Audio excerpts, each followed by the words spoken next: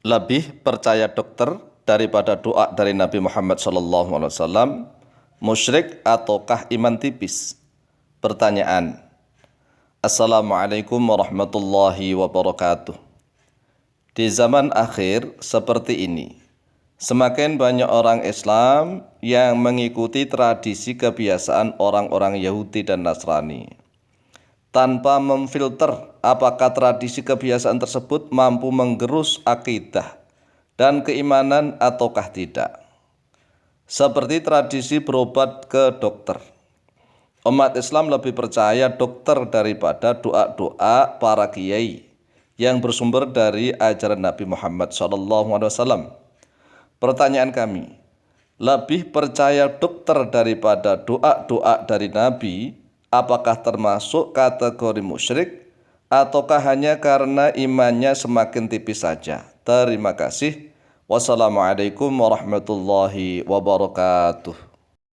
Waalaikumsalam warahmatullahi wabarakatuh. Baik. Bismillah walhamdulillah wassalatu wassalamu ala Rasulillah sayyidina wa maulana Muhammad ibn Abdillah wa ala alihi wa sahbihi wa mawalah wa la hawla wa la quwata illa billah, amma ba'd. Saudaraku kaum muslimin wal muslimat rahimakumullah, ketahuilah bahwa pertanyaan kali ini menurut kami pribadi adalah sangat baik sekali, sangat bagus sekali. Mengapa? Karena ilmu kedokteran itu sangat diagungkan di dalam Islam, sangat luar biasa, mendapatkan tempat tersendiri yang mulia. Bahkan Imam Syafi'i rahimahullah ta'ala wa radhiyallahu an, Imam Syafi'i mengatakan ilmu yang bermanfaat adalah satu, ilmu agama, yang kedua adalah ilmu kedokteran untuk kemaslahatan manusia. Kemudian ilmu kedokteran Islam pernah sempat berkembang sangat pesat sekali, terutama tatkala Daulah Bani Abbasiyah.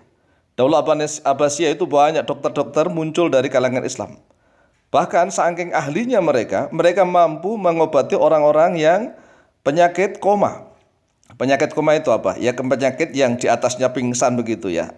Bainal mauti wal hayati, di antara mati dan hidup. Banyak tentara Daulah Bani Abbasiyah itu, tentara perang ini, terpukul kepalanya, ya hampir pecah retak begitu, gegar otak. Tetapi oleh dokter-dokter Islam itu mampu disembuhkan dengan baik. Coba, tanpa alat-alat yang modern. Tetapi ilmu-ilmu kedokteran Islam itu tidak tahu entah kemana kitab-kitabnya, termasuk kitabnya Ibnu Sina, yaitu Al-Qanun fit Tibb. Al-Qanun fit Tibb itu dasar-dasar dalam ilmu kedokteran.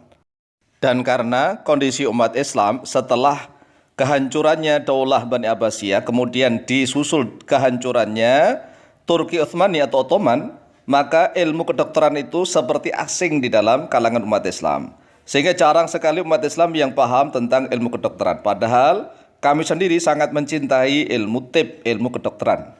Untuk menjawab dari pertanyaan, lebih percaya dokter daripada doa-doa yang bersumber dari Nabi Muhammad SAW, tidak termasuk kategori syirik, dan orangnya juga tidak musyrik.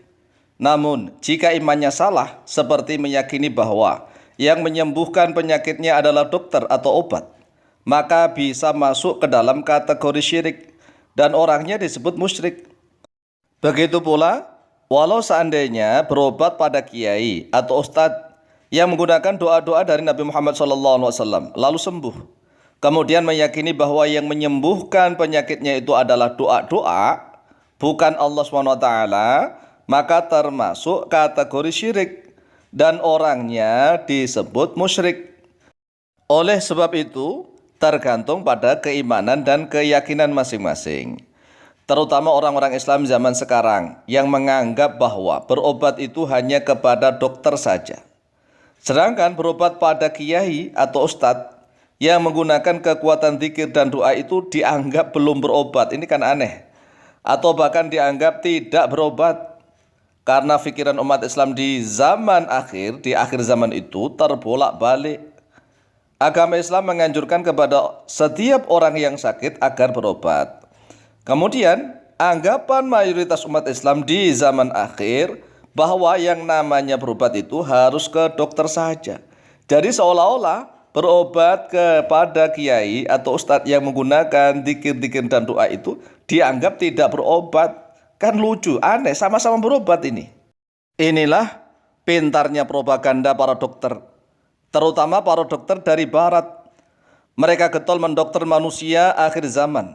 Padahal kalau mau jujur, bahwa dokter di zaman sekarang ini mana ada yang mampu meramu obat sendiri atau mampu meracik obat sendiri. Rata-rata dokter di zaman ini tidak mampu berbuat apa-apa jikalau tidak ada obat yang sudah jadi dari pabrik farmasi. Coba dibuktikan saja. Ajak para dokter itu ke dalam hutan tanpa membawa alat-alat kedokteran dan tanpa membawa obat-obatan. Kira-kira mereka mampu atau tidak menangani pasien? Padahal di dalam hutan terdapat berbagai macam jenis tanaman, tumbuh-tumbuhan, akar-akaran, biji-bijian, bunga dan jamur. Lalu mengapa para dokter zaman sekarang jarang yang mampu meramu atau meracik obat sendiri? Padahal biaya kuliahnya sangat mahal sekali. Ini bukan rahasia umum lagi. Seluruh fakultas di dalam perkuliahan itu yang termahal adalah fakultas kedokteran. Sedangkan para kiai atau ustadz yang mengobati menggunakan doa-doa dari Nabi Muhammad SAW rata-rata mampu meracik atau meramu obat sendiri. Minimal meracik obat dari air putih yang dicampur dengan ludah dan kekuatan doa-doa. Bahkan mereka mampu mengobati penyakit kejinan atau penyakit kesurupan.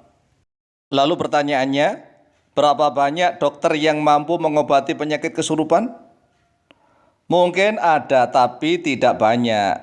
Terutama di daerah kami di Sarang Rembang sana banyak dokter yang pinter doa-doa, ya, zikir dan doa. Banyak dokter yang ahli ruqyah begitu. Tapi tidak banyak. Padahal mengobati penyakit kesurupan itu harus melawan energi makhluk halus. Tetapi setelah sembuh, kira-kira upah bayarannya sebesar yang diberikan kepada dokter atau gimana? Atau jangan-jangan gratis? Inilah pola pikir umat Islam yang ingin merusak dan menghancurkan agamanya sendiri. Ilmu warisan dari Nabi tidak dihargai, bahkan ingin disingkirkan. Sedangkan ilmu dari barat, dari orang-orang Yahudi dan Nasrani, sangat dihargai dan dipercaya setinggi langit. Padahal yang menyembuhkan hanyalah Allah Subhanahu wa Ta'ala saja. Oleh sebab itulah, kami akan selalu berusaha untuk melawan arus. Kami akan berusaha untuk melawan arus dalam perang pemikiran. Zaman hutnah, zaman gencatan senjata itu adanya adalah perang pemikiran, ghazwul fikri dalam bahasa Arabnya. Orang-orang barat menghembuskan pemikiran-pemikiran barat. Kemudian orang-orang Islam di Indonesia plongo ngowah asal ikut-ikutan saja. Kalau sudah lulus kedokteran dari barat merasa paling bangga. Inilah umat Islam yang akan menghancurkan dan merusak Islam itu sendiri.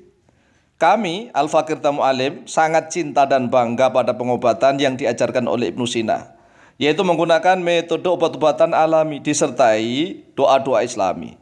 Orang Islam yang lebih percaya pada dokter aliran ilmu barat, insya Allah tidak sampai musyrik.